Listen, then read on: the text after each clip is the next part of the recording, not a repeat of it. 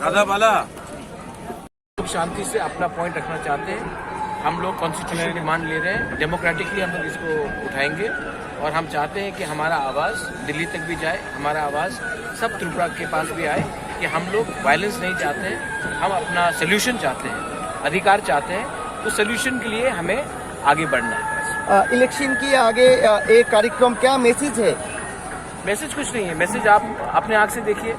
हम तो सिर्फ कार्यक्रम कर सकते हैं, पार्टिसिपेशन तो हमारे हाथ में नहीं है, पार्टिसिपेशन तो पब्लिक के हाथ में है। अगर कल पब्लिक आएगा तो मैसेज क्लियर होगा, अगर पब्लिक नहीं आएगा तो आपको लगेगा कि हम लोग कमजोर हैं, बस। लोग बोल रहे हैं जो जोट होना के एक चांस है कोई राजनीतिक दल के साथ। आप ऐसा कीजिए, सीपीएम और कांग्रेस या सीपीएम और बीजेपी का जोट का बात कीजिए।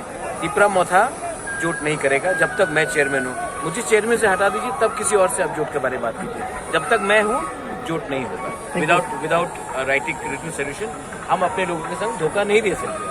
और शायद मैं गलत पॉलिटिशियन हूँ, लेकिन मेरा आंसर जो भी है दिल से आता है। मुझे लोगों को धोखा नहीं देना है, मैं लोगों को बेवकूफ़ नहीं बनाना चाहता। Thank you.